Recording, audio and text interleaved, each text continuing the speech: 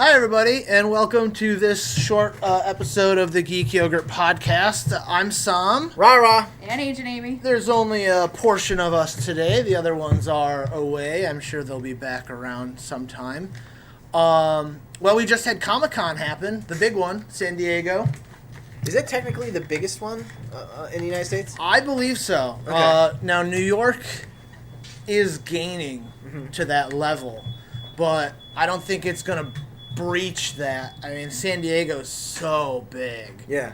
I mean, that's like the de facto one, to the point where people just call it Comic-Con. Right. They know what you're talking about, San Diego. Yeah, because I thought, like, a couple years ago, like, they were thinking about killing it. And Yeah. They were... waning attendance and all that kind of thing. Yeah, so they were going to cancel it. They were... well, they weren't really going to cancel it. I think what happened was the venue that they were at, where they've been for, like, 20 years or whatever, their contract was up, and they wanted to push it because it's kind of a drain on the community. Yeah. So there was, like, this conflict of, do we keep it in San Diego? I think they were thinking about moving it to Los... conflict? Hey, look at that. That's my only contribution here. Get out. Yay! So I think LA was going to have it at one point, but they decided, no, we're going to keep it. People still love it. People flock to it. And it is still a cool thing to go to. It might be the original one. Because I know in the past you would just say Comic-Con and you would never think like, well, what do you mean? New York or Syracuse or Atlanta's Comic-Con or San Diego's Comic-Con, you know? So it's kind of just, I think that Comic-Con has spread all the other ones around. Yeah. That's what's bred all the other Comic-Cons in all the local states and everything. Yeah. But yeah, so we had the annual Comic-Con, and that comes with it is a bunch of new, strangely enough, not comic news, but movie news and TV news. Yay. Right. Usually comic book oriented. Yeah. That's another thing. I know a lot of people are like, they don't like that Comic-Con over the past 10 to 15 years has been taken over by It's become Hollywood. it's become less comic booky and more just like fandoms. Yeah. Very At much least, so. like, very superficially. Like, what gets Yeah. all the media attention are these production companies that are going to introduce their new films. Yeah. So I'm sure there's just a ton of artists there that are like, here's my new book, and, you know, you can go have your stuff signed and all that. Yeah. All the traditional stuff is there, but All it the seems stuff's like there. the media flocks to that stuff. Yes. Well, yeah, and especially now in the age of Marvel, where it's like every year San Diego Comic-Con has basically been the big Marvel showcase of where they show their new movies and everything. Hall H has always belonged to Marvel. And I know now that Marvel is owned by Disney, and Disney kind of likes to do their own thing, so a lot of the movie studios are flocking away from Comic-Con. Actually, they're doing their own events, Right. or they're just releasing stuff online because it's cheaper for them. Right. You know, like Star Wars, they don't need Comic-Con. Right. So they could literally drop a poster online via Twitter, and it would get the same traction, Yep. if not more, than they would releasing something out of Comic-Con. Exactly. You know? Yeah. So times are changing, and it'll be interesting to see what Comic-Con becomes as... Continues to evolve into. Well, yeah, I mean, the way of the geek world and the geek culture sphere is constantly changing, and it'll be interesting to see how the cons change with it. But yeah, I guess we'll get right into some of the big stuff that come out of Comic-Con.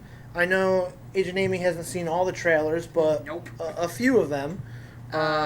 You saw the Justice League one, yeah? Yes. So we'll start with that. Justice League came out. They've had one trailer. They had one trailer, Yeah. and they had a bunch of character trailers, but this is like a 4.5 minute. This is like the first real complete trailer that we got, and the one that gives us. Correct me if I'm wrong, but wasn't there a Justice League in front of Wonder Woman? There was. I think that was the first main trailer that they had. Okay. But that one was more like. Was it more of a teaser? Well, I wouldn't say it was a teaser, but you didn't really get a sense of what they're going against. It was just more of, here's some cool action shots of the League. We're definitely going to be releasing this movie. Yeah, right. And That's a good way to put it. Yeah. And this one was more, here's an idea of what's in the movie. Right. You Or know? what it is about. Yeah, exactly. You saw a little bit more of Steppenwolf. You hear him speak. He's got that really cool line of "There's no protectors here, no lanterns, no Kryptonians." And he looks good. I mean, you don't really see a full glimpse of him, but the stuff Yeah. that you see from him looks pretty cool. Yeah. I like how he doesn't come down with like a big gun. It's like an axe. Now, I don't know too much about him. Mm-hmm. Does he have like a main weapon, or was he just like a superpower guy? I don't know a whole lot about him either. That Yeah. might be a good thing to Google here real quick once we're doing. All I know is that he's like one of Darkseid's like generals. Oh, okay, He's like his harbinger. Yeah. You know. Yeah, and from what I know, that's what this movie is leading to is the oncoming Darkseid invasion by way of whatever Steppenwolf's here to do on planet Earth. I don't know if he's got his own agenda or not. I'm not gonna lie. Every time you say Steppenwolf, I just think of the band. Oh yeah, that was I'm sorry. for the longest time. That was what I always thought of too. And now that Justice League has been percolating, it's kind of it's slightly shift, but I still too always think. Yeah, sorry. Like I'll say the name and picture the character, but in my head the music's playing. Yep. You know what I mean? Yeah. Exactly. Yeah. Now overall, this trailer was okay. I wasn't over the moon about it. I'm lukewarm. I don't think it looks bad. It definitely steps up from what I perceived from BVS and Man of Steel and Suicide Squad. I still just can't get too excited because it's still kind of dingy. Yeah. Some of the CG is still really wonky. And it was weird because it's like BVS and Suicide Squad and this one seemed to have kind of wonky CGI, but Man of Steel had really good CGI. Can I ask you a question? It was just weird. Yeah, I've heard you say this several times about the wonky CGI. What specifically? Like what? I don't think the shading and texture looks too flat. Okay. So it looks straight out of a video game rather than something that's existing natural in the environment. Okay. And when it pops too much behind, or when the green screen pops too much. Yeah. So it's like when it feels like everyone's just standing around in a green screen. That was one of my issues with Avatar. Yeah. Like it just looks like everyone's just standing around in a green screen. Okay. Yeah. Instead of just naturally existing in the environment. And maybe it's just because I watched that trailer like 2 days after I had seen Dunkirk, which is couldn't be more opposite of a movie Right. in terms of the feeling of authenticity. Right. You know what I mean? But I will say the character stuff looks great. I loved everything that I saw with the Flash. Oh yeah, same here. First of all, I am a big fan of Ezra Miller. Yeah. Before he was in Fantastic Beasts. I was gonna say he kind of popped in Beasts, but where did he come from? Kind of nowhere, but also a couple years ago, I had never heard of him until he did the film adaptation of The Perks of Being a Wallflower. That's what he was in, And he was Patrick in that, and I just, again, not, this was the book that I read in high school. I felt this was my high school experience, so. Yeah. I was very put off by the fact that they were going to do a movie. And then I found out Emma Watson and this guy, Ezra Miller, was going to be in it, and I just thought he nailed that part. Well, that's perfectly. good. Yeah, So, I really liked him from what I've seen in the movies that he was in. Yeah. And I think he's a really cool Flash. Like you mentioned, Ra, that moment where they're like about to battle. You really can't tell where they're at, but Flash is like, you guys are all prepped for battle, and you've been in battle, but I just push people. Like, I think that's going to be the real telling thing between this movie and Snyder's previous offerings, is that it seems a lot more personable with these characters. Yeah. And I found an interesting line where Wayne says, "We've all been held back in some way." Yeah. And I think that's within the story itself, but also I think with what Snyder wanted to do as an answer to a lot of the criticisms he got for BVS. Yeah. Was like, I think the characters in this one are going to be a little more approachable. Yeah. Like this Pantheon of Gods, which is... That's exactly what I felt when I watched the trailer also. I like the DC Pantheon, is going to be a little more approachable by mortals. Yeah. So, and that kind of tells it to me pretty clearly. I mean, he acted like a kid in that, even though he's probably in his 20s. But I got the same feeling from that I got from Tom Holland when he's actually a kid underneath the rubble, and he's like panicking and screaming. Yeah. That seems the same sort of thing as he's speaking to. I think it's Bruce. I believe so. It looks like it's Bruce. Yeah. Which I think is good for the film. Yeah, I think Flash will definitely be the person I gravitate towards in this movie. I mean, even with Aquaman saying, like, I think we're all going to die. Yeah. In a way that seems like he might be playing, but at the same time, it could be potentially true. Well, it feels like I got out of that was like, it feels like it's true, but at the same time, this Aquaman seems to be kind of like a and I don't mean this in any negative way, and this might not even be the tone I'm looking for, but he's kind of like this, like, let loose biker guy. Yeah. You know what I mean? I like, think that's a great way to describe it. Or maybe the better term is like a rock star surfer. Yeah.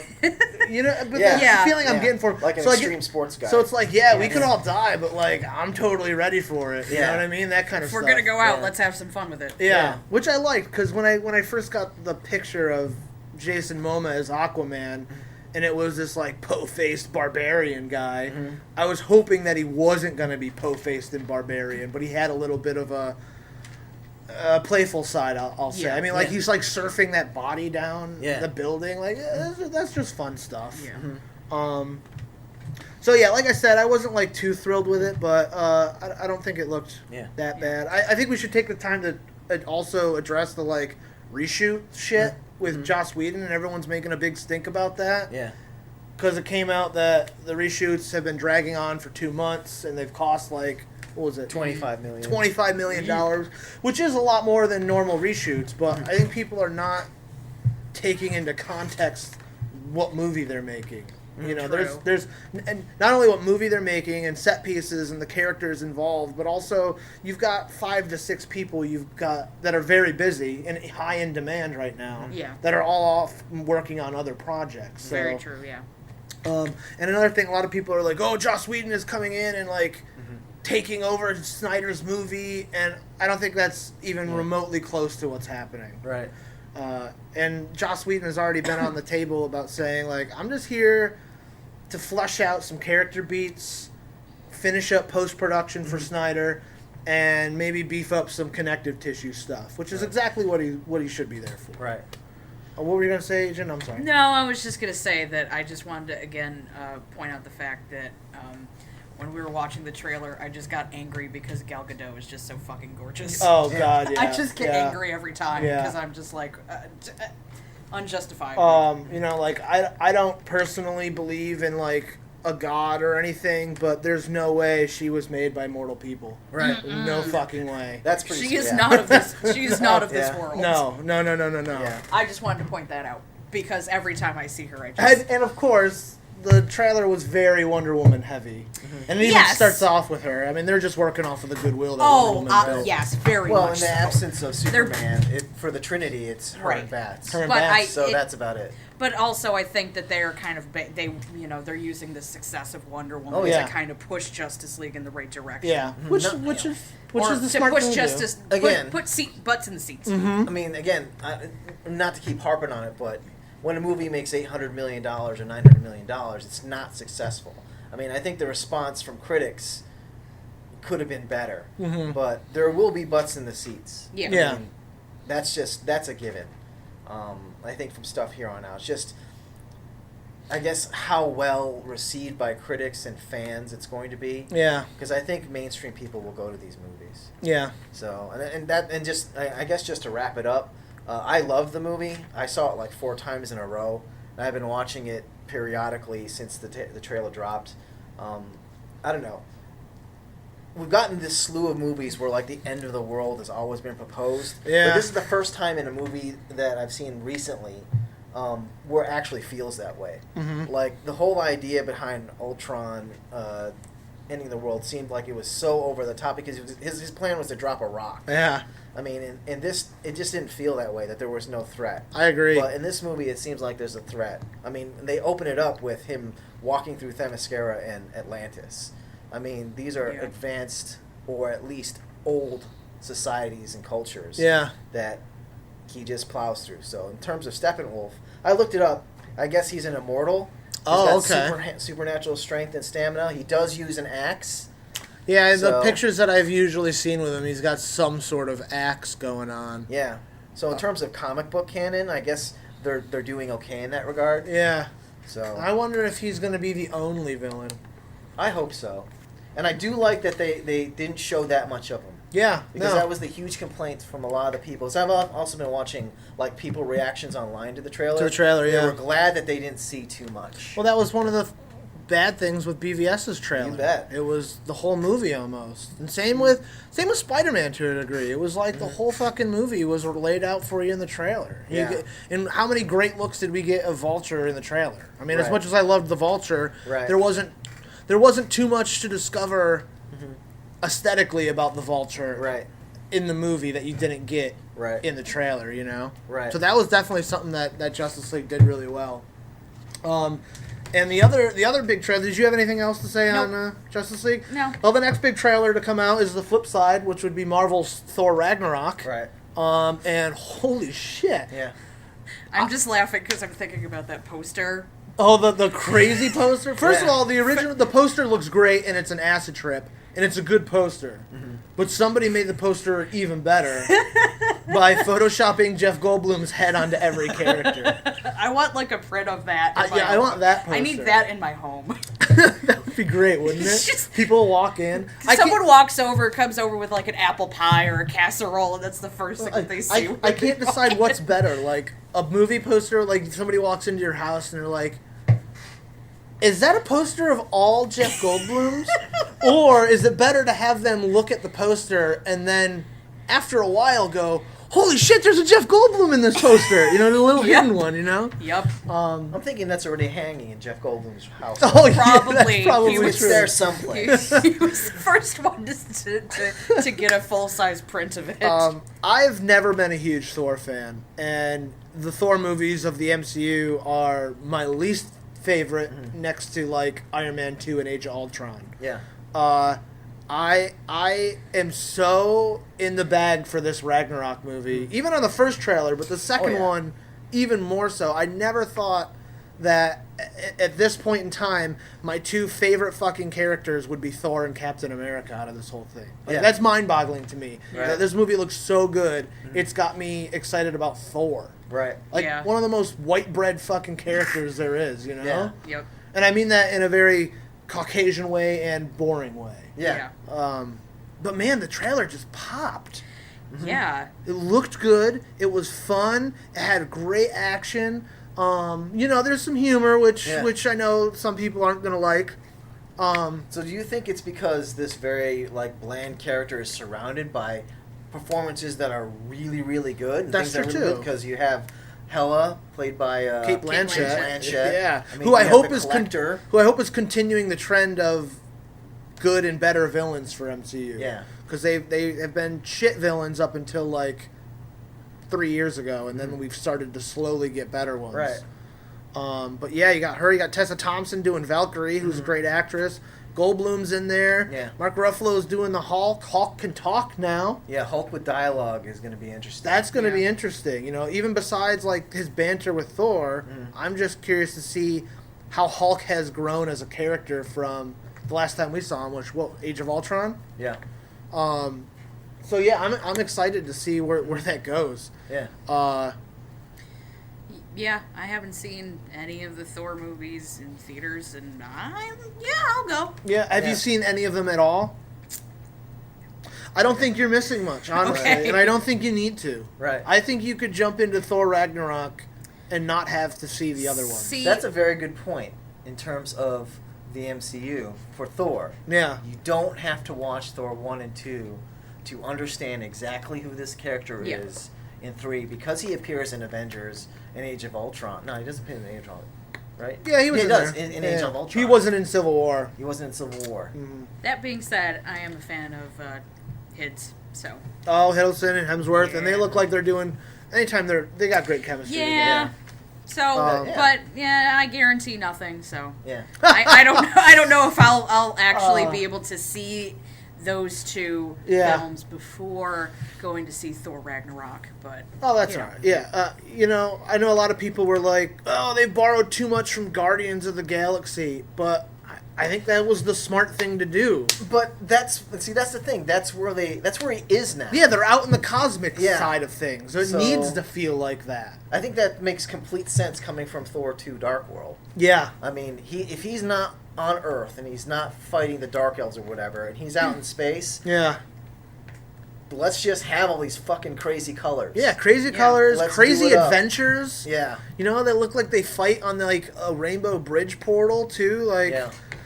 That's the strength, I think, of their cosmic universe. Yeah. Is that it's so easy to tell where you are. Mm-hmm. You don't have to say a word. You just look around, and you know you're out there. It's such a far cry from the first Thor, where it was in the final battle where he's like in that cardboard dust city where he's fighting the destroyer or whatever, and it's like it's clearly just cardboard paintings of a city on the side. Look, it's so cheap. Yeah. And this looks completely opposite of that. Right. Yeah. I did read an article. The director said 80% of this movie was improvised. Okay. All right. And now I don't know if anybody knows Taika Waititi, but he is a New Zealand director. He did most of Flight of the Conchords. Oh, okay. Yeah. I know him. Yes, you sure do. He also did What We Do in the Shadows, which was a hilarious and straight vampire. The vampire film with Jermaine? With Jermaine, yes. yeah. Oh, I gotta see that. I gotta see that too. It's super funny, but on top of that, it's one of those movies where it's equal parts a satire on vampires, but still 100% a great vampire movie. Well, shit. I gotta watch this now. And Rhys Darby is in it, and he plays... Yes! He plays the werewolf. All right. And he has a gang of werewolves, and they're like super modest. Oh my god, that's so perfect. Because they had this whole bad reputation of being like, you know, werewolves. So they're trying to reshape their image. So they're werewolves, not swearwolves. They gotta watch their language. Oh, okay. Yeah, it's so funny, and it's really, really clever because he just. Oh god, I need to see this immediately. He also did Hunt for the Wilder People, which is on Hulu. Check that out. Sam Neill, if nothing else. Yeah. But what this guy is able to do is he's able to find the humanity within humor, but not make it so it's like beating you over that. Like the humor feels a part of what the characters are doing. Yeah. Right. Now the trailer's cut weird though, because I agree. Some of the stuff in the trailer, I think it feels a little forced. Right. But I think that's just because it's out of context of the whole movie. Yeah. I think once we see these new characterizations of these characters, all those beats will make sense. Right. I mean, I hope. The main problem I had with this trailer was like what I had with the first one, where Thor's in the middle of the arena and he screams out, "I know him! He's from work!" And he's sitting there like having this. Well, I just lost my thing. That was a couple of seconds ago, and it's like you're about to like fight in a gladiatorial battle. Right. That just seemed out of place. And Yeah. the same sort of thing came up with him talking with Banner, and then him like saying again, unless he's got this new outlook on life, and he basically said, "Yeah, we fought, and I won."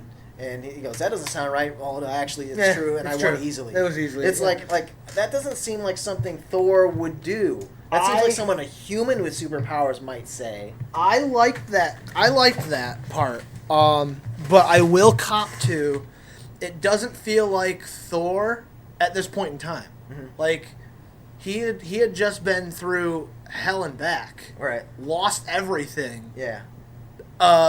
Exiled on this fucking planet where Right. he's forced into these battles. Right. And I don't know. Again, maybe I don't know much about Thor, but that doesn't feel like he would be in that headspace of like, hey, let's play around. That's why I think it speaks to your point. Where I think there's more at the beginning and end of that conversation that you need to see. In order to understand why Yeah. he's behaving that way. Right. Now, I know Wave would probably argue that, oh, it's Thor, and he's just happy to be in a fight. Right. You know, maybe that's true. I don't know that much about Thor to like make that guess of his character. Right. So yeah, I was yet again blown away by Thor, and I just am baffled that I'm excited for it. Yeah, November's going to be busy. This winter's going to be busy. Yeah.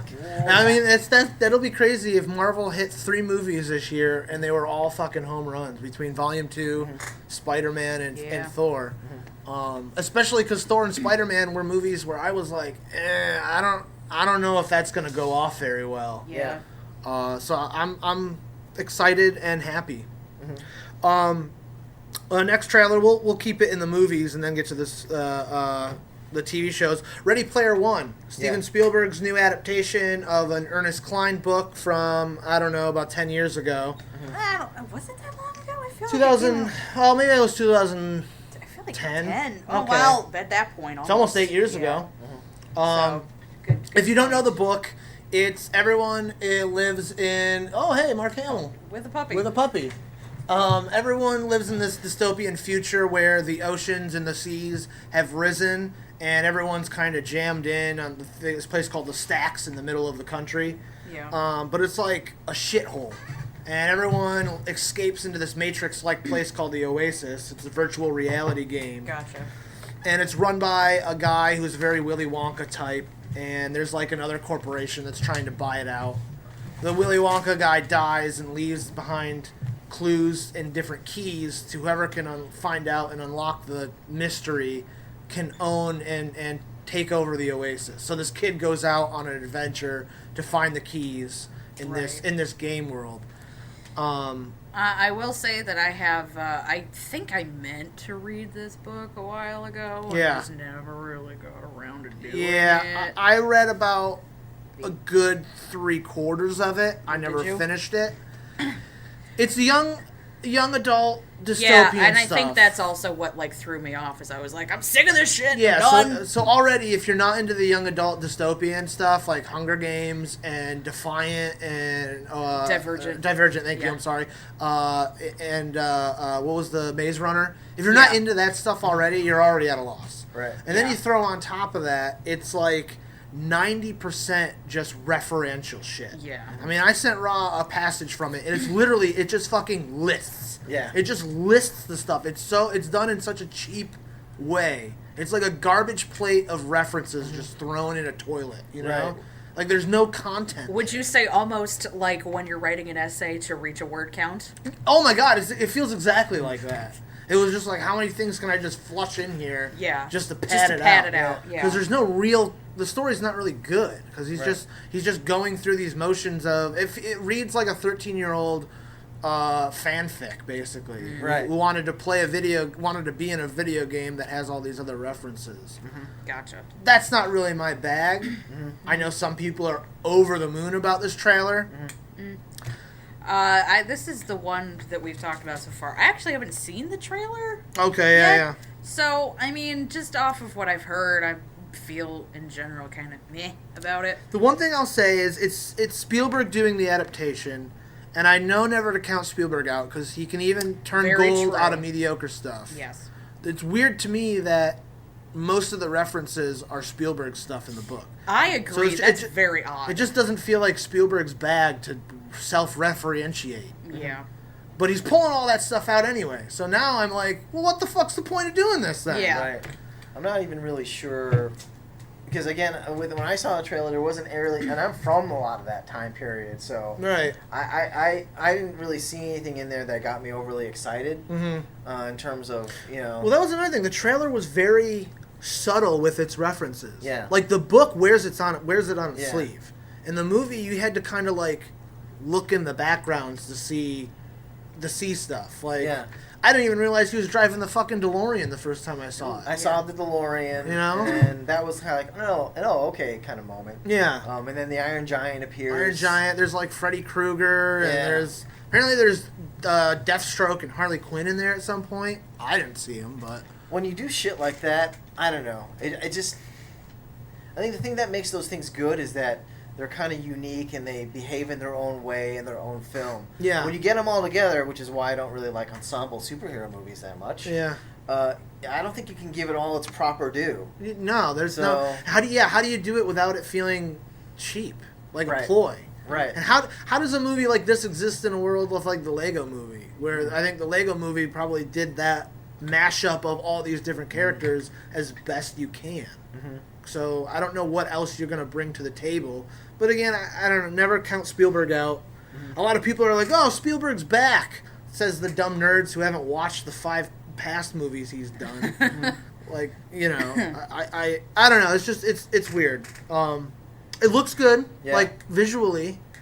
It'll be curious. It's got a great cast. You know, there's like Simon Pegg's in it and T.J. Miller and I don't know. Ben Mendelsohn's in it. Simon Pegg is in it. I don't know. I know. I'm wavering here now. You know, I'll break out of the movie thing and go into something that I don't like, which is Stranger Things. Mm-hmm. I think the first season did nostalgia the way I don't like it, but I watched the sequel, the trailer for the second season came out during Comic-Con. Yeah. And I feel, even though I don't like the show, I felt that they were doing nostalgia in the sequel trailer better than what I saw in Ready Player One. Right. Interesting. Like, it felt more, I don't know, like, just seeing the kids play the thing, it wasn't like... Yeah. It was more organic.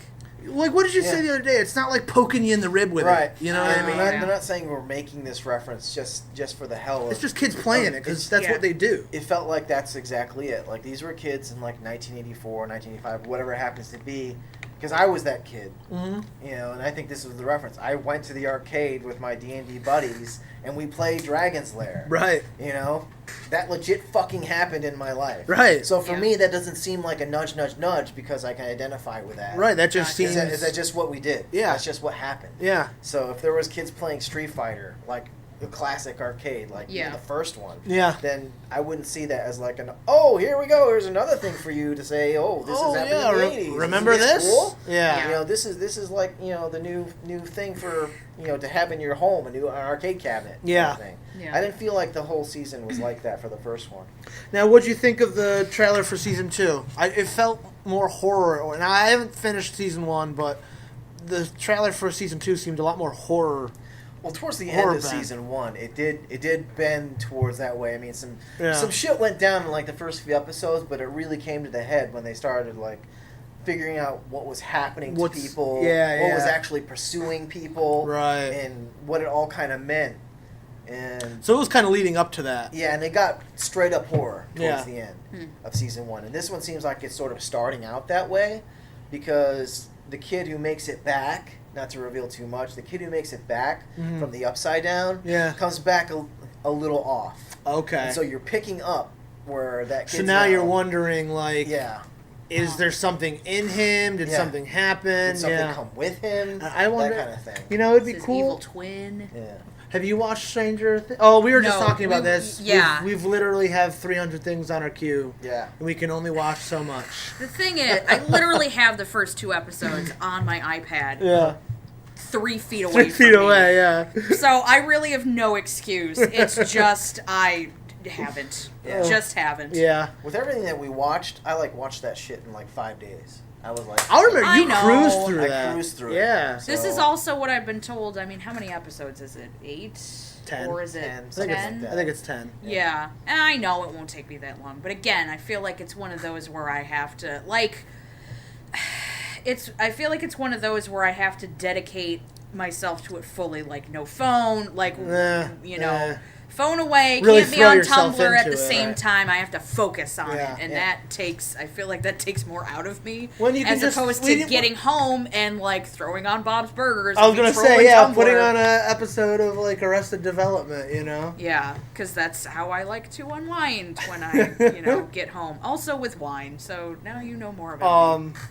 There was that little teaser from Pac Rim 2. Yeah. It was more like a viral video. Yeah. When is that coming out? It was supposed to be out this week, but it got... No, I mean Pacific Rim. Yeah. Like they're releasing the movie. film. It was supposed to be out this week. What? It got... Not the trailer! No, the movie. It was supposed to be out this week, and it got delayed. They pushed it to... How long ago was this week supposed to be the original? I think it got pushed back in January of this year. Okay. It was originally supposed to be July of this year. They pushed it February to 2018. February. Okay, yeah. Okay. Which honestly I think is the better date, seeing how crowded this summer is right now. Yeah. And I don't know if it would have done well this week. No. Look what Valerian did next to Dunkirk. Yeah. I don't know if Very that would have true. done anything. And the Very first true. one had kind of a soft domestic. Yeah, it did. So, It did. I thought. And that was middle of summer. Yeah. Which, by the way, was a fucking awesome movie. I just watched it again like 2 days ago. I have not. It still had a soft opening for domestic. Sorry, I just realized that the friend, one of the two friends that has been shoving Stranger Things down my throat. I'm sorry, Katie. She was one of the ones that told me, "Oh man, Pacific Rim was so great." Oh, there you go. Yeah. So. I haven't seen it. I've heard great things. Well, I'd say Rock and let you borrow it, but it would just be one more thing that you need to watch. I know. See, this has been my ploy all along. I don't actually need to watch these movies. I just want to steal them from my friends. Yeah, that's what it is. And then I'll just collect all of them. And then I'll just quit, and then you'll never hear from me again. Oh, that would be great. But yeah, so they had the Pacific Rim 2 little teaser video. It was more like a recruitment video. Yeah, sort of like circa like Starship Troopers. Yeah. Join the defense fleet or whatever. Yeah. Whatever they do, and they be have, a Jaeger pilot. Yeah. Who is it? It's you times 1,000. It's just like this gun ho propaganda, which was fun. It was really cool. Yeah.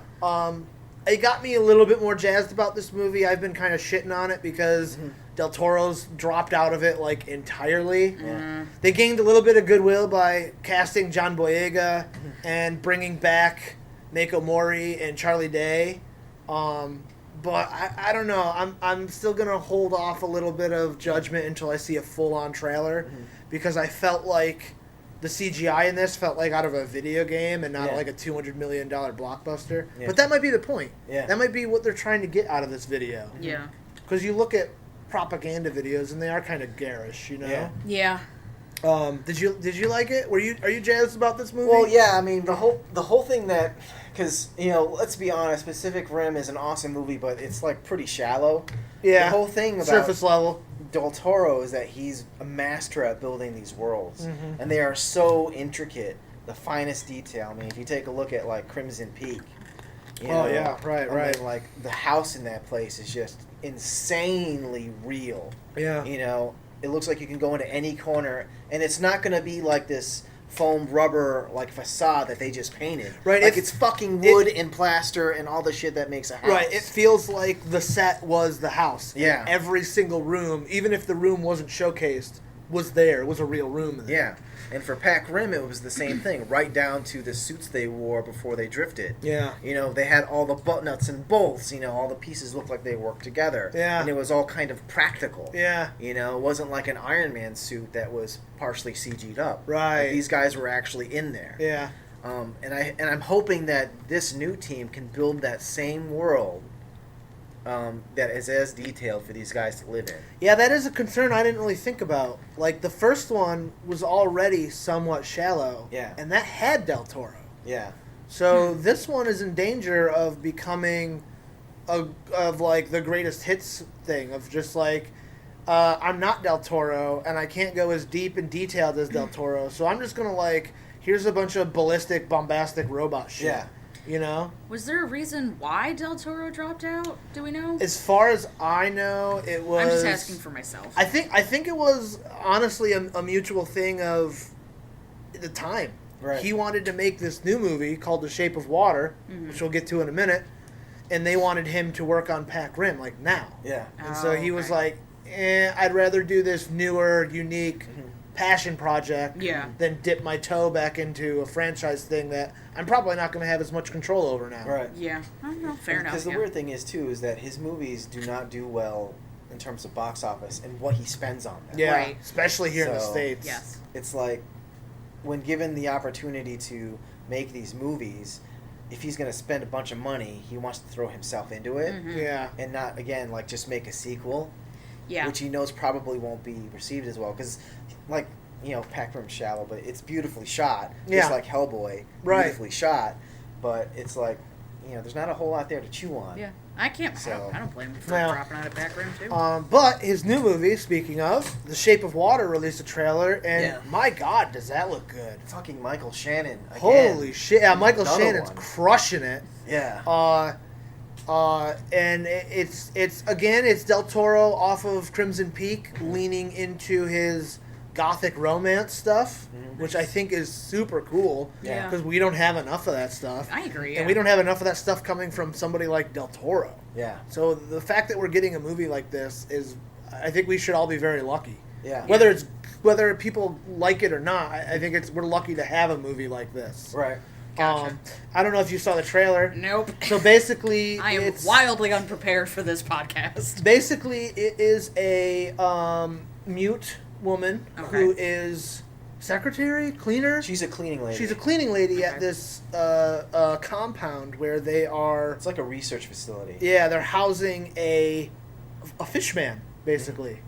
And they're doing like experiments on this fish man. He looks kind of like the creature from the Black Lagoon mixed with Doug Jones from Abe Sapien. From Hellboy. Okay. And they fall in love basically, and it's basically their whole love story and him, Really? It's shot gorgeously, the framing, and it just looks lovely. Like, and lovely and lively. I mean, there's that scene where she's like dancing down the hall, and I was just like, I'm so sold on this. This was not what I thought you guys were going to tell me. Yeah. I'll be perfectly honest. Well, it's not what I thought of when I heard Del Toro's making a movie called The Shape of the Water. And I'm like, oh, what the fuck is that? Oh, it's a love story between a mute and a fish man? Yeah. Oh, okay. Huh, yeah. With Michael Shannon being, like, extra fucking crazy? Yeah. Huh. I mean, it's like one of those things where, like, he's trying with Crimson Peak to, like, put more meat on his movies. Like, it's beautifully shot, but it's, like, this really cool thing where they can't really talk to each other, but they figure out a way to connect anyway, and it blossoms into this relationship. Yeah. I feel like that's on a very basic human level, even though he's a fish man. Right. Yes. So and she can't speak. And she can't speak. I think that'll be. I think that'll be a very powerful movie. I feel like that will be something where. I feel like Del Toro chose this one over Pat Grimm because this movie has something to say. Whether There's more depth to it. Right. Whether it's something simple as just a commentary on human nature or not. Like there's just something. There's something here to say, and this is a movie we should be watching. Yeah. Well, a lot of his movies, even from when Blade 2 came out, and Pan's Labyrinth, has to deal with like humanity and what really are monsters. Yeah, that's true. So it's like he had that's kind of been his shtick for a little bit. So that's true. I'm glad he's coming back to that because, like Pat Grimm, not really. Yeah. There was none of that in there. No. I mean, it was us against them, but it was pretty much just a very good and evil giant robot movie. Yeah. Lacking depth. Yeah, this is just wildly different and crazy exciting. Yeah, man. So yeah, Shape of Water. I'm super excited. I'm super excited now. Yeah, after the podcast, you should definitely check out the trailer. I think you will fall in love. My girlfriend, before the trailer was even over, she was like over the moon with this movie. So, it reminds me. I trust her taste. Wow, look at that poster. That is a neat poster. It reminds me of those foreign movies where it's like they're very odd, but they're also like kind of cute and at the same time like Emily. Like Amelie, yeah. Exactly. Yeah. Like where weird quirky shit happens. Right. Quirky. There it is. So December 8th for that December? one. They said fall in the trailer. I know that's technically fall, but yeah. God, that's technically winter. That's fucking winter. God damn. That is in the depths of winter. The depths. Oh, see what you do? The depths of the sea, depths of... Hey, you. That was totally planned. I'm just glad that we're still able to get Del Toro movies. Mm-hmm. Like you said earlier, Ra, like he doesn't make a lot of money stateside. Yeah. And the fact that somehow he's still able to get funding for movies and we're able to see them is a goddamn miracle. Yeah. Do you watch Supernatural at all, Amy? No. Okay. I don't think I've actually sat through a whole episode. Again, this is one of those things that has been on the list of shit to watch, and I just have not gotten there. That's all right. Because 13 seasons is a lot. That is a valid point. Well, they had a new trailer, but nobody here has seen it or really watches it, so we'll move on. Next. Gotham, Season 4 trailer. Yeah. Oh yeah, that's me, I guess. Yeah. Since I'm the lone operative on that. Well, I watched 1 and 2. I haven't watched anything from 3. Yeah. I haven't watched an episode of Gotham. So yeah, you're it. Well, I guess first, looks like the primary antagonist, or at least for some of it, will be Scarecrow. Yeah. Which is cool, because he hasn't been around since season 1. Yeah. I mean, that's really cool that he came back, and he actually... I don't know if I'm digging his voice. Yeah. But aesthetically... I still think he's that young kid. He's a kid, right? Yeah. I think aesthetically they got it down, but we're going to have to see, because he's basically... He didn't have anything... Like, there was, like, no training or anything. Yeah, right. So, is he just a kid running around with a mask with his dad's stuff? With his dad's stuff? I gotta see how they work that. How are they going to work that? Right. Yeah. Looks like they're developing Riddler and Penguin are, fully coming into their own now. Yeah.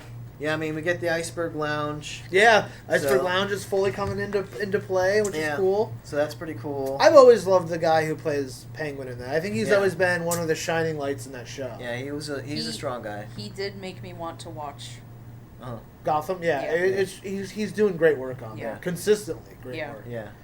And the guy who played the Riddler has come around on me too. I hated him in season 1. Yeah. But I think that was more just because they didn't know what to do with him, so they just had him make all these super snake in a can Riddler references. Yeah, just buzz around and annoy people. And it wasn't really working. Because nudge nudge, like I had with Ready Player One. Yeah. Nudge nudge, he's the Riddler. Yeah. And just in case you weren't able to figure it out, here's a riddle. Right. I mean, come on. But now that they've leaned into him being the Riddler, he's really good.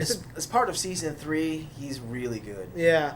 Because he's been that was a huge development of Riddler over season 3. Yeah. He gets his green suit, he gets his whole MO really going. Yeah. And he struggled to get to it. I mean, it took an episode and a half for him to come around and be yeah, this is who I am. Right. So are you what are you looking forward to most in the new season? I'm looking forward to see how. And did you see anything in the trailer that kind of clicked with you? Actually, strangely enough. Actually, not strangely enough, it's the villains again. Yeah. I want to see how he has them on display. The Penguin has Riddler on display, frozen in a block of ice in the Iceberg Lounge. Yeah. I mean, how do you get away with that when Gordon walks in every other week wanting a favor? Right. Yeah. I mean, how does that work? There's this guy frozen. Yeah. Yeah. So how do they explain that? How does he get out of that? And we still don't know what happens to what's happened to. Freeze, Firefly. Yeah, and they showed up in the trailer. Yeah, they showed up in the trailer because they actually that's how they froze.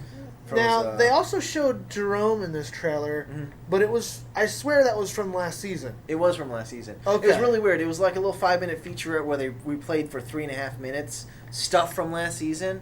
That's okay. That's why I was I feel like I've experienced this already. Yeah. But it's in the trailer for season 4, so maybe I haven't. I think they're just reminding you that these characters will probably pop up again. Yeah, okay, that makes sense. Because they're not dead. Yeah. So they're all still alive. They're in Arkham. Yeah. So, except for, who died? Butch? Butch. No, he's actually alive. He got shot in the head. Yeah. Okay. And he's a good character too. I loved him. He's another one that I've consistently liked his role. Supporting role for him. Yeah. He's actually in a quote unquote coma. Oh, okay. So that's how they're doing it. That's how they're doing it. All right. The only one I think, actually, I thought Barbara was dead. I was hoping she died. Yeah. But she's walking around in the trailer too. So. Yeah, I saw her in there too. Yeah, so. But that may be a fear gas thing. I'm not sure. Well, that's another thing. Yeah, with Scarecrow around, you bring into now you can bring in stuff of what's real, what's not. Yeah. That you really, I mean, I guess you could have done that with Mad Hatter, Yeah. but I don't know if they ever engaged in that. Yeah, I don't think he ever provided anything that was like an illusion. Okay. People were just convinced they were seing that, but no one else could see it. Oh, okay, that's it what wasn't like doing they were in with an that. illusion world. Yeah. Which what they can do with the Scarecrow. Well, it might be their last season, it might not. So hopefully they go out with a bang.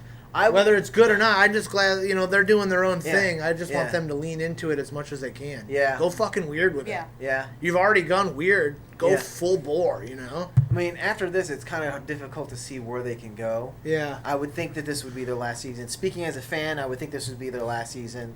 They've dropped enough hits of where these characters are going to go. Well, and this is a Batman story, and it looks from this trailer that young Bruce is diving even more into vigilantism. I mean, you can't go 7 seasons and he's like 25 and he's still not the Batman. And he's still not the Batman. It's like, yeah. that gets I'm stupid. actually surprised they haven't done a time jump. Yeah. At this point. Yeah. And maybe if they get picked up for season 5, it's the time to do it. Yeah. You know? Yeah. Jump like 8 years, I think would be a good time period to jump. Yeah. Another trailer that I didn't see was Star Trek Discovery, the new CBS show. This has been marred with problems from day fucking one, and it's bummed me out to the point where I'm just not even excited about it anymore. Yeah. With Brian Fuller dropping out. I know, not to be the Brian Fuller enthusiast, but I'm a Brian Fuller enthusiast. So yeah, I mean, Fuller himself has said that he put the show in good hands, but has he? Yeah, that's the thing. It's gone through like 3 different showrunners since he left. Yeah. It's gone through a plethora of rewrites. Yeah. It's gone through casting changes. Yeah. It's been delayed countless times. Yes. I know it's supposed to air, not exactly air, but premiere on All Access, CBS All Access. This fall. So it's not even technically a show, quote unquote, airing. Yeah. That's the big thing for me. As a Trek person, I would love to support another, like, sort of like, and this is not to put it in any kind of context, like a female captain. Yeah. Again, in the beginning of the series, because I liked Enterprise, where they're still discovering things. Yeah, I like the female I'd captain. Love to support that. But I can't because it's not fucking viewable. I can't watch the it. platform that they've chosen to do this on is just not accessible to as many people as it could be, and that is just doing the fans a huge disservice. I think it's a double bag for them, because I think it would have been fine if Brian Fuller had stuck on and this had gotten great praise and everything was good. Mm-hmm. I would have spent $3 to watch it. Yeah. But the way to have the subscription that you have to watch it on top of all the issues that are plaguing it. Mm-hmm. Yeah. The double bag of that makes it so I'm like, I'm out. Yeah. And that pains me as a Star Trek fan. Yeah. Because everything that I've heard from it was working for me. Yeah, I agree. Now, again, I haven't seen this newer trailer. Maybe that'll sway me one way or another, but perhaps I don't know. I mean, the little like teaser that they dropped a couple months ago, I thought was really good. Where it's them like walking in the desert, and they have like the sort of like Middle Eastern like. Oh, that was so cool! Head. Yeah, it was good. You know, you got to see the ship, and Michelle Yeoh. Yep. And like the conflict between her and her number one. Her number one there. Yeah. There's there's some tension between the two of them. Yeah. It just seemed good. Yeah. And then the alien they showed seemed good. I'm a little iffy on the Klingon redesign. Yeah, I haven't actually watched the actual like trailer, but I did see some pictures of them. Yeah, I mean I don't hate it, but they just look. You know what they remind me of? They remind me of the recent villain in Beyond. Yeah. They look more like him than they do Klingons. Yeah, it's just very weird. Like the Klingon evolving from series to series to series. Yeah, it's kind of a weird thing. And they've always changed. I mean, look at in the original series, they were like black-faced people. Yeah. I mean that in, like, they black-faced up a white actor, Yeah. It was just very odd. And they had, like, wispy, like, almost Fu Manchu mustaches. Yeah, the mustaches. Yeah. That was weird. Yep. My hope is that, the show is good, and it gets positive word of mouth, but then it also gets released some other way. Yeah. Like, Netflix grab it, Hulu grab it, somebody put even this out. Even Amazon Prime. Yeah, you know what? Even Amazon Prime. I hope that it's good, and at some point I'm able to watch it. But it's nothing that I'm gonna like actively seek out at this point. Yeah, right? I agree. Yeah. I guess we'll finish it up with not trailers, but we got 2 new pieces of information that have huge implications over their respected franchises. The first is the Flash movie for DCEU has now come into light as not being just a Flash movie, but it's yet again an adaptation of Flashpoint. I know I talked to him about it with Wave. He is not happy that it's another adaptation of Flashpoint, especially because we just had an animated movie about Flashpoint. The show just did Flashpoint. The comics recently did another Flashpoint or some variation of it. I don't know about Injustice 2. Did they touch about Flashpoint at all? No. Okay, they're kind of doing their own thing. Yeah. But either way, there's been a lot of Flashpoint stuff. So it's weird that they're doing an adaptation of Flashpoint. However, that could be really cool if they do this well in a movie setting. Right. I mean, I'm not a huge fan of The Flash. I loved the Flashpoint Paradox movie. Yeah. Because I thought it was able to tap into... It was more than a comic book movie in much the same way that Under the Red Hood was. Yeah. Because it allowed those characters to perform at a level where it was like you were getting something else out of it besides, ooh, the Flash is running around quipping. Right. You know? Right. Yeah, like, I agree. The whole thing with like finding his mother's killer and being presented with that option of if you could change that, would you do that? Yeah. Right. And I think with this Ezra Miller and the way the universe is shaping up, I think it would work out okay. I mean, yeah. All right. Paradox was what, like 4 years ago when it came out? Yeah, I want to say like 2011. By the time this movie comes out, it'll have been 5 years since then. That's another thing. Flashpoint is we probably won't see this movie until I'm gonna say 2019 at the earliest. Safe. Right. They released 2 unannounced movies for 2020. It might be one of those.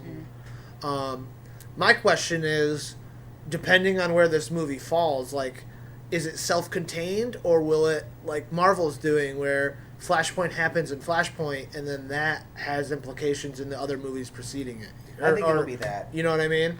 I think it'll be that because by then everything will need to change in the DCFU anyway.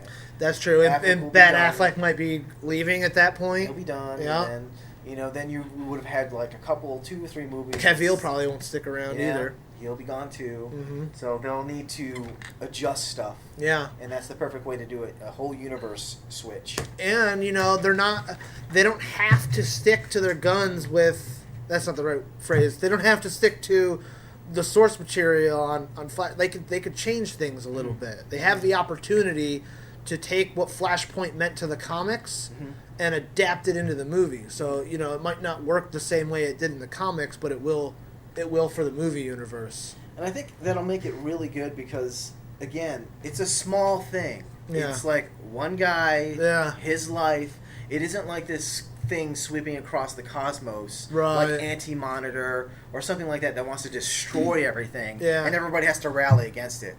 Essentially, in the Paradox animated movie, it was Barry against Professor Zoom. And that'll be That's it. It was mano a mano, 1-on-1. There was nothing else going on. That'll be nice coming off of. That'll be nice coming off of something like Justice League, where it's like world ending. Yeah. I don't know what movie we're getting after Justice League. Honestly. Isn't it Aquaman? Oh, there we go. I forgot about Aquaman. Yeah. So we got Aquaman, and then maybe. Shit, I don't even know what's coming up after that. I know they pulled Justice League 2 off of the docket. Maybe Suicide Squad 2 will be starting filming by then because they just got a director for that. Yeah, who'd they get? Well, they didn't confirm it, but Juan Collette, the guy who did The Shallows and Orphan. Oh, yeah. He's in talks. I'm pretty sure he's got it though. So yeah, that'll be interesting to see where they go with that. And the other piece was they finally gave more information on Captain Marvel, Wave's favorite character. They finally showcased concept art, and it revealed that the villains will be the Skrulls. Marvel didn't have the Skrulls to use for the first 8 years of their MCU. And now somehow they've regained the rights to use the Skrulls again. Because they were originally going to be the bad guys not in the Avengers, not the Qatari. Right. But they didn't have the rights to use them. Okay. So they pushed it off, and now they're bringing the Skrulls in finally. As you don't know about the Skrulls, they had a huge war with the Kree, who was the villain in Ronan the Accuser. and Guardians. So now we've got the potential for the Kree-Skrull War, which was a huge event in the comics. But more than that, it is placed in the 90s. So this takes place almost a decade before, or more than a decade before the first Iron Man, which brings up the question of, do we have secret Skrulls walking around? Because that's always been part of the comic book and the animated series and stuff, was whenever there's a Skrull around, he always takes... there's always a character that you think is the real character, but it turns out it's a Skrull. So I think that's, again, Marvel doing some brilliant planning ahead. Deep seeding, yeah. Yeah, because by the time we get done with all this Infinity War shit, why do you fucking care about these characters moving forward? Right. And the way you reboot that is, maybe they're not who you think they are. Right. So that it's just they just know how to build their universes. And I think that's why last year they dropped saying Avengers 3 and 4 as Infinity War Part 1 and Infinity War Part 2. And it became just Avengers 3 as Infinity War, and Avengers 4 will be something else entirely. Well, now that we know this with Carol and the Skrull, it's starting to look like Avengers 4, the next big event, will be a Secret Invasion, which was another huge event in the comic book. So the weird thing is once that movie's done, they'll have to fast forward like 20 years into the future. Yeah. Where she shows up and it's like, you know what? You're not who you are. You're not who you are. Yeah. And then that all ushers in. I've seen what these Skrulls are and what they do, and I can pinpoint what. Yeah. Right. I'm excited. I'm very curious to see how they develop these characters going forward, and hopefully they don't fuck up their timeline any more than it already is, thanks to Spider-Man. Right. And now that they're putting something into the 90s, I just feel like they're closely approaching X-Men universe level of broken continuity. If they're not careful. Right. I mean, that is a good point, because it seems like the way the X-Men wanted to fix what they were doing is they kept pushing it back further in time. Yeah, and then it just made things way murkier, And then they had Days of Future Past, which resets everything. Yeah. So it's kind of weird. I just don't want Marvel to end up in that position where people are more concerned with trying to piece together their timeline rather than just experiencing their movies. Yeah. But I'm sure Wave will have more comments on the Captain Marvel stuff, because he's so in the bag for her. Yeah. I'm excited for him that he's finally getting a Captain Marvel movie. So yeah, there's a ton of stuff on Comic-Con that we didn't even get to cover. Yeah. But there was just so much this year. Yeah. I'm sure the other podcast mates will hopefully do another section where they can give their input on this. Yeah. Did you guys have any final thoughts? Things you're looking forward to? Things we didn't get to talk about? Wonder Woman 2. Yeah, Wonder Woman 2, which was weirdly didn't get when DC announced the docket of their movies, they didn't have Wonder Woman 2 on there, and they didn't have Gotham City Sirens, which was weird because they've already confirmed that both those movies are coming out. Yeah. Yeah, I don't know why they weren't listed. Didn't they just confirm Wonder Woman 2? Yeah, they might have done that. I think the official confirmation that the sequel was happened after their conference there. Yeah. That maybe that's why it wasn't. But yeah, it is coming out, and as far as I know, it's 1980s and she's fighting the Soviets. So everyone's got red fever now. Yep. Yeah. That's Russia's hot right now. exactly right. I know a lot of Hollywood movies are pulling Putin out of their movies, though, because of... they don't want to get banned in Russia. Well, they're afraid of hacking. Well, that, too. Yeah. There is look that what happened little with, bit. North Korea and shit, so... Yep. Yeah. So. And possibly the election, so... Yeah. Yeah, that's true. And I think Patty Jenkins is returning for that. Oh, yes, that was she another is, thing. confirmed. The director of Homecoming is also returning for the sequel. Oh, there that you won't go. be called Homecoming 2, obviously, from what I heard. Homecoming. Yeah, that's what it is. From what I heard, these movies, the 3 Spider-Man movies will take place in his 3 years in high school. So this one was his 10th grade, 11th grade, senior year. Well, they better hurry, because part of his appeal is that he's a young kid. He's a young kid, yeah. So... Can't wait for Spider-Man 3, Hobie is coming. Hobie is coming? Yeah. Jesus Christ. I'm cracked at this point, I'm sorry. Yeah, that's just, that was a thing that you just said. You know what, I'm going to be upset when that's not the title of this movie, okay? You've ruined it for me up until... Good. Yeah. I'm glad. So thank you everybody for checking out this edition of the Geek Yogurt podcast. Ra won't be with us for the next 2 weeks. He's going on vacation. So you won't be able to hear his lovely bird song anymore. Nope. The seventh level of hell. You might be burnt to a crisp by the time like you that get back. physically, yes. Yeah. I don't know when this will be up, but if it's up within the next week or two, if you haven't gotten out to see Dunkirk, I cannot recommend enough to get to a theater. Even if it's not IMAX, just get out to see this movie. It totally deserves it, and it will reward you, I promise you. If you can get the people that you want to go see it to actually go with you.